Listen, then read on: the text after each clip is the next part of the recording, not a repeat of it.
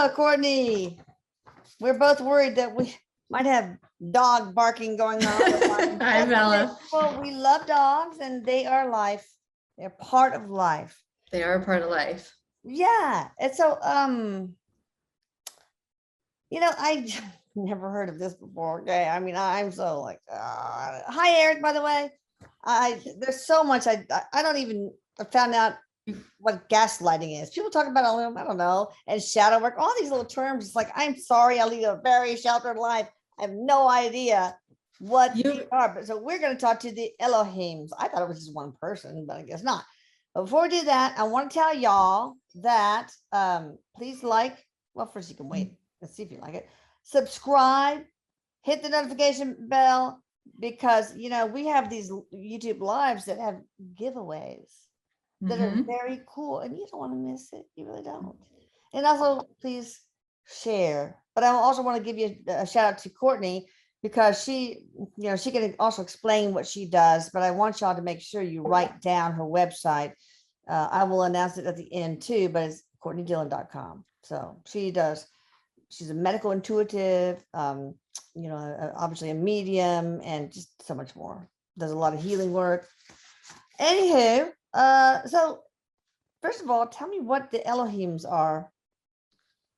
Well, just in the same, so a group steps forward. They're angels, a group of angels, and they're stepping.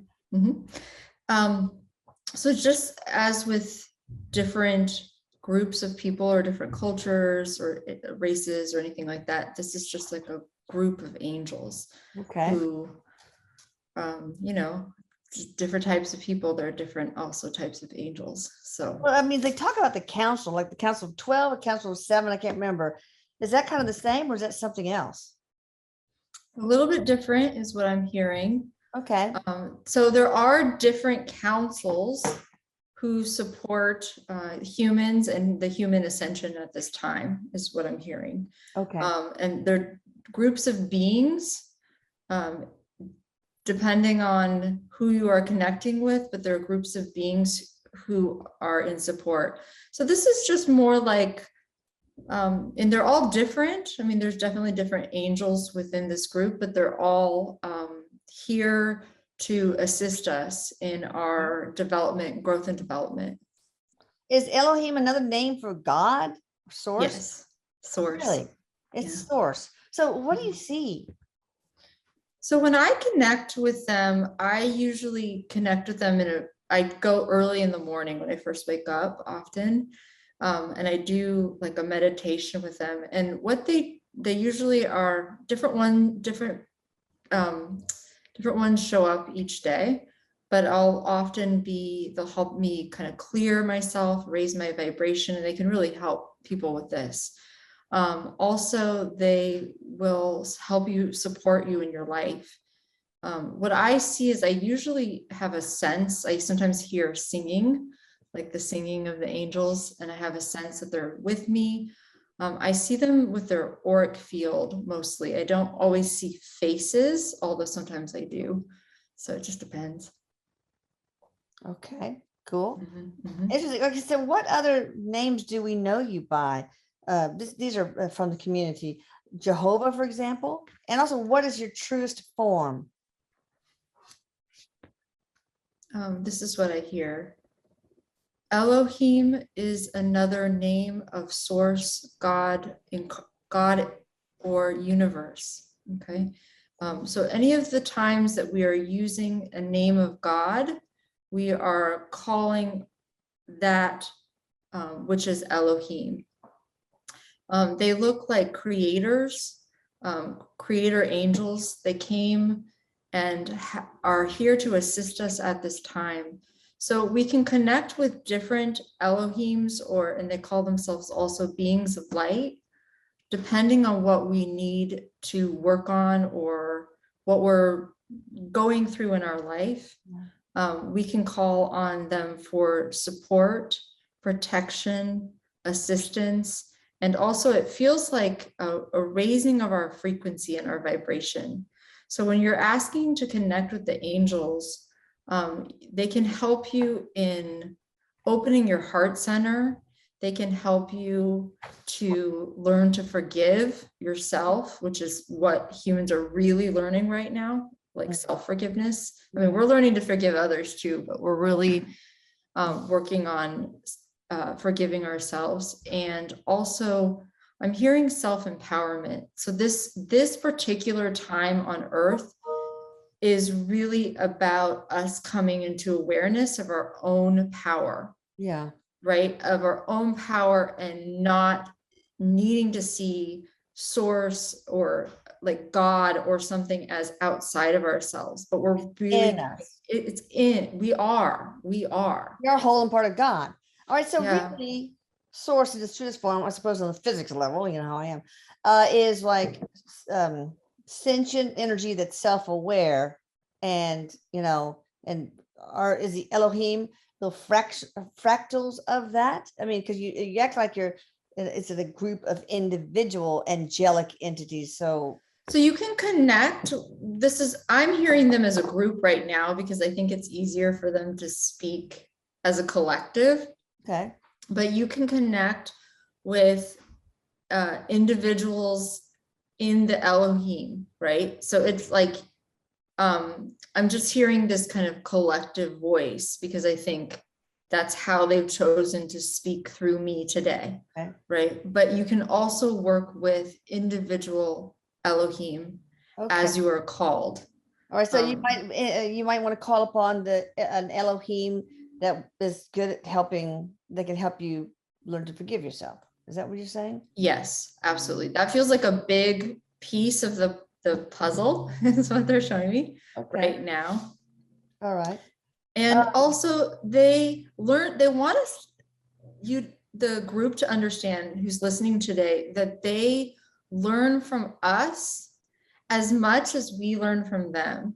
So one thing they've taught me and they want us to understand is they don't see humans as less than, as somehow worse or somehow not as good as an angel, right?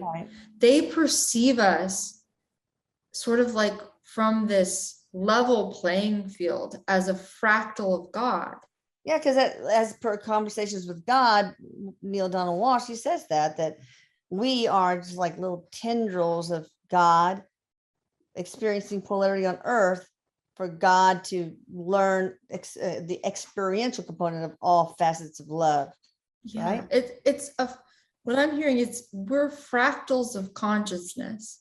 Okay. And so are they, right? Exactly. And so what they want us to understand is to not put angels as above us somehow. Yeah.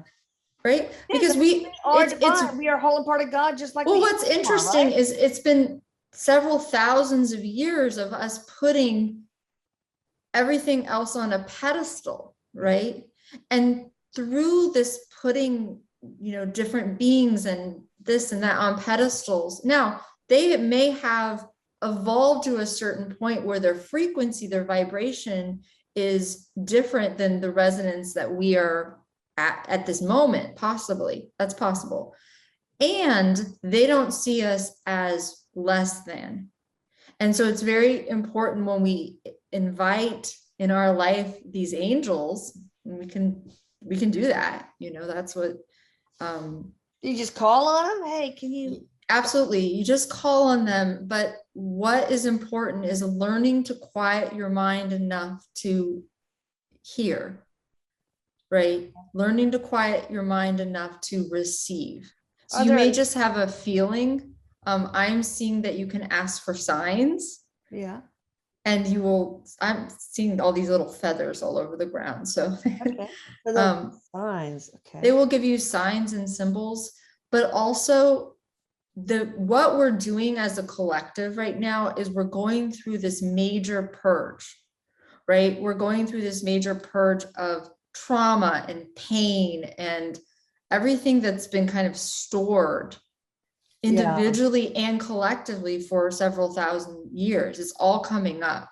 So if we allow ourselves to dive in, if we allow ourselves, and it's not easy, right? This is not easy work, but if we allow ourselves to experience, to process, to release, we will be able to, I'm seeing this massive like shedding happening. Yeah. Don't be afraid of pain or painful feelings, right? Well, truly, it's like a key, because if we allow ourselves to feel painful feelings, not get caught in them necessarily, but Right. process and feel them, it becomes this where we can release them and release from our energetic field what we're not meant to hold on to anymore. Yeah. Because as this energy is increasing on Earth, and it is, I mean, we're going through this massive upgrade, right? Right. As this energy is increasing on Earth, we have choice. We have choice to either kind of lighten up and go with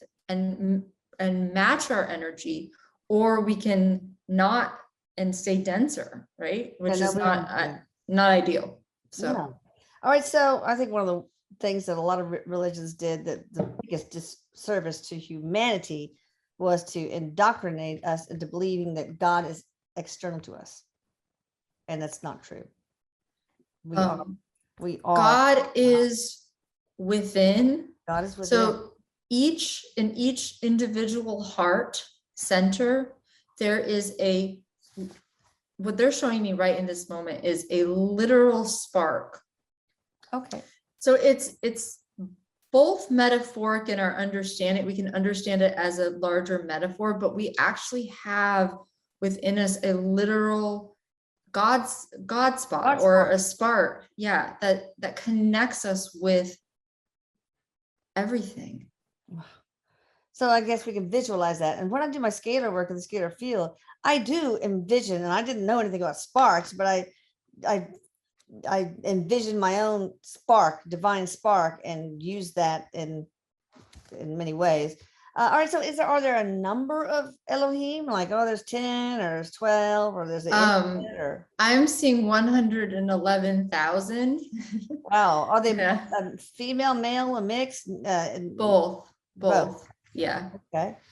Oh, but there's more than that. I think that's just the number surrounding this group today. Right. Oh, okay.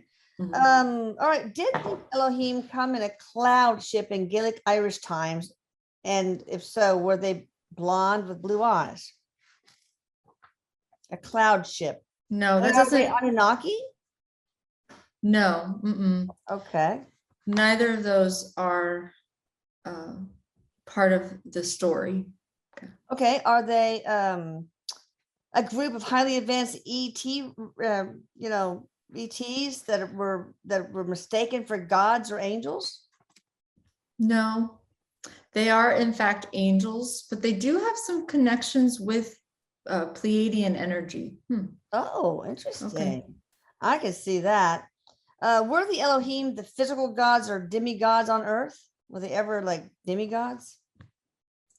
There are those among you who have angelic origin. Okay.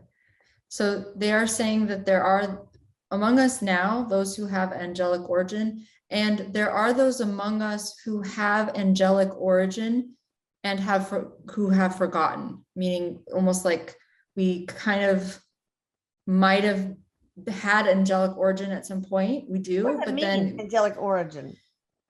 Connected with angels, but we went to Earth and got caught up in this kind of like reincarnational cycle, right? Yeah. We like got caught in it for a few thousand years or whatever, and then many people are returning to their origin point right now, understanding of their origin point. They're returning to knowledge of who they are.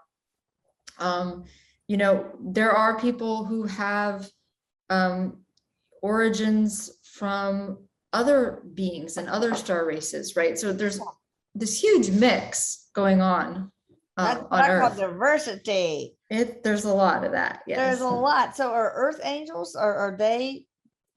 There are those among you, I guess, in this group, who are like angels, actual angels incarnated onto Earth. What I'm seeing though is that it's kind of rare, because it's difficult for that frequency, the frequency of an angel to come into a physical body. It's really kind of hard on the body. Yeah, Actually, yeah. it's like very, very, so it does look like earth angels, or the people who are angels on earth right now.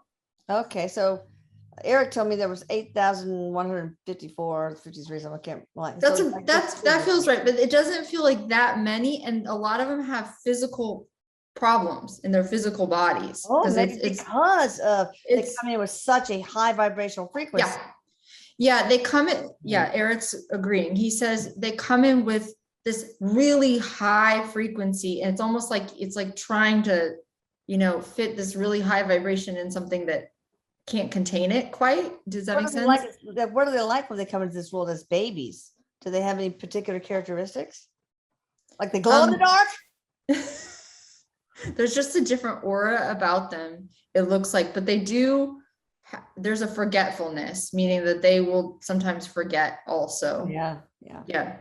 But the other thing to understand, what I'm hearing is that angels can appear in form for us depending on what's needed. Yeah. So like, have you ever, I'm seeing like, have you ever just felt you've been witness or seen a guardian angel? It's because they can appear to us as needed. I've heard They, stories. I've heard I mean, many amazing stories. Yeah.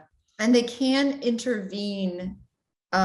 It's mostly like hands off because we have free will, Yeah. but when they're called upon, they can assist us and they can help us in our life. So, Well, that is amazing. How does one know? What are some signs that to let our viewers know that they could be from angelic origins? I'm hearing that it's not as important to focus on that, but to notice the barriers to love in your own heart, right? Like, Okay. and for any of us, what is going to help humans right now is to notice the barriers to love in your own heart, meaning to love yourself, to love, I mean, it can be hard right now, right? There's all this like, I mean, I don't know, you know what I'm talking about, Lisa. Yeah, Yeah. I don't polarity. watch the news anymore. I don't either, Okay. but I can't either. But noticing the barriers to love, because we're coming back to this place of love. That's the whole where we're moving toward. And so if you notice what is not, it's not like we have to fake it either, but notice like, oh, I'm not finding seeing this from a higher perspective, or where can I offer forgiveness to this situation? Yeah. So, okay. So how does one know if they're from angelic roots? Because maybe they feel I think they have just a race. They will feel like in. much in the way that this is what I'm hearing, like a star seed, just feels like they never fit in totally. Yeah. That will be this, it'll be this similar to that. Okay. It'll just be like, I never fit in. I always felt odd or different, or Interesting. that kind of thing. Were all the Elohim once third density humans like us that evolved over millions? Okay. No, they were on. So it feels like to me, I got a lot of questions. It's okay. It feels like now there is some crossover, right? Because there can be earth angels and there can be people with angelic origins. Okay. All that's true, but it does feel like somewhat of different like tracks. If that makes sense. Yeah. All right, just real quickly on some of these. Were you, Elohim, the gods or part of the gods of the New Testament? Yes. Are you the parents of the Nephilim? There is, parents is like a word that's tricky here, but there is connections. Connection to the Nephilim. Are those the giants? Yeah, they appear really tall, really, I mean, almost scary looking. Yeah. Yeah, like, woo, like Archangel Metatron. He's supposed to be big guy. Okay, so how are you different from other bigs like angels, archangels, and human spirits? So what I hear is to dissolve in the same way that humans create barriers within themselves and create barriers among others, meaning that person's that, person's Oh, that. yeah. So labeling, sorting. They that- want us to drop this idea of groups and labels, Good. I seeing agree. all beings as fractals of divine. Well, that's what Eric's been teaching us for so many years. Do the Elohim, can you incarnate on planet Earth to help raise the vibration of human consciousness? Rarely. Okay, but it happens. Yeah, it feels, yes, very, very rarely, but it requires great skill to, it's almost like, I don't know how to explain it totally, but there's a vibrational, like there's a way in which the vibration has to match to be able to go in a human body. And it's very, very, very difficult. It's not easy. Don't try this at home, people. What they're saying to me is we ourselves are here to raise the consciousness of the planet, right? Through our own awakening, and to see ourselves like humans. Oh, humans. Yeah. Okay. So we don't need to be saved.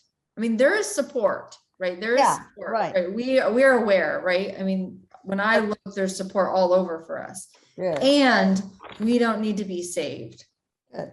What is the difference, if any, between Elohim and Seraphim?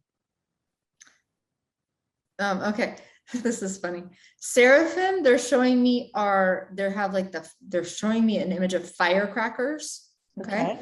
And they're the catalysts. So seraphim will often, they're the catalysts on earth. So they bring change. So humans who contain DNA or seraphim origin will act as change makers, catalysts on earth. And sometimes they'll be playing, this is what's interesting about all of it. Sometimes they'll be playing parts that look negative in order to bring about change, or sort of the shadow. The shadow will rise. Like people will become more aware of what's in the collective human shadow to begin that clearing process. Was Hitler one of those? Yeah, he was. I was just gonna say that. So it popped in no, you did, because I was popping in my head. Wow, that's gonna be hard to swallow for you guys. I know. I was like, I was afraid to say it. I was like, don't shoot the messenger. Horror ushered in decades of peace, so it did exact change. And also, what I'm hearing about him is he is like meant to that's part of the collective shadow. Right. So it was meant to just let surface what, and some of this we're seeing, not Hitler per se exactly, but we're seeing some of these same lessons like come in again. Now I need to go and search the YouTube channel for the Hitler interview. It's a long time ago, but it's amazing. Are Shiva and Allah Elohim, and is Jesus your son? Yes, and Jesus, Yeshua is what he calls himself to me, but Let me see. Let me just ask him 1 second.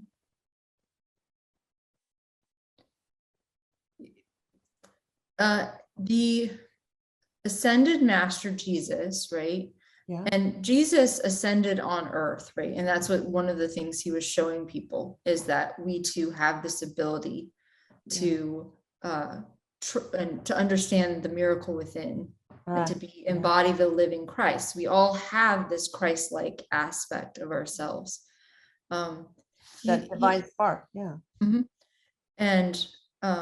And we all are able through our awareness to tap into that miracle consciousness, right? It's like a training, but we are all capable of miracles on earth. As we, I mean, it's fascinating, but it doesn't look connection to the Elohim, but it doesn't look like he would call his parents Elohim, if that makes sense. Okay. Is Okay. Thoth or Toth, I don't know, Thoth, that's another thing. Only recently found out about the Atlantean an Elohim. Yes, yes. And also he feels connected. They're taking me into the stars. So they're taking me like way into the Oh, stars. okay. So he's a lot of the technologies from Atlantis and Lemuria are from the stars. Like that's Oh, where yeah. a lot of this, and then a lot of that information kind of spread throughout the planet and turned into various mystery schools, right? But it's like ribbons and threads. Does that make sense? Yeah, of course. Yeah. What is Elohim's number in numerology? You know, there was one. 1111. Really? Before Eric even died, I kept seeing on my alarm clock. I mean, my clock before I went to bed. It's 11:11. Why is it always 11:11 when I get? Am I that much of a boring creature of habit? And then I see 11:11, 11:11. But there is that phenomena, and I wrote it on my paper before this too. I didn't even. Yeah, it's. I just looked down and was like, oh. It's like the angelic being saying you're on the right track, right? Something like that. It is, and it's also like the frequencies of Earth, right? The numbers and the frequencies of Earth, and I think Pythagoras taught about this, are like 1 through 9. Once you get above 9, we're moving into these master numbers and higher dimensional frequencies. Yeah. So it's really like 11:11. They show me it's like the gate opener, the gate code. Wow. To this higher dimensional wisdom and understanding. So if you're seeing my new code for my iPhone, honestly, you should. And if you're seeing 11:11 all the time, it is a sign that you are connecting with angels, or another way to say this is yourself on a different, higher, but not better. That's what, I'm hearing. Yeah. It just meant like how they're trying to give me words to explain it, but you're connecting with an aspect of yourself. There's also like encoded information. So if you're drawn, and there's a lot of people that are going to be watching this that are seeing repeated number sequences. Yeah. I'm seeing the 333, 444, all of those, and just repetition. Notice what you're thinking about when you see the number sequences. Pay attention to your thoughts, I'm hearing. Also, become aware that these numbers are encoded and they awaken our consciousness. So they're kind of like speeding up our awakening process as we see like them. Inserting numbers into a computer, like it's your energy. That's cool. I was recently told that Elohim is male, El, and Ohim is female. Is that true? They're fine with that assessment. Yeah. Don't shoot the messenger on this one. How much of the Bible is factual, and how much was concocted by those in power to exert control? What I'm hearing is that the Bible originally is a pure document. And what happened was it was messed with or tampered with. I think that was the Council of Trent or the Council of Nice. It's an N. It's a nice Niceum. Is that Niceum? They took out reincarnation. They said mediumship, chilling is bad. It's a bunch of stuff. So yeah, okay. So when we interviewed Jesus, 426 is the number I see. So that must have maybe that's the year or something around then. I don't know, but anyway, so Jesus said that, it's just stupid, I know, but I can't remember if he said it was 80% of it was wrong or 80% of it was true. I don't remember. It's one of those. All right. Jesus is here because you started talking about him, but he shows me kernels of truth. Like if you read the words and you read beyond the meaning that's been assigned, right, to a lot of this, you can feel the wisdom and the truth, because he's trying. Read it with your heart. Yeah, but read it with your heart. And the miracle, we are the miracle. The miracle is within, you know? Right. Wow.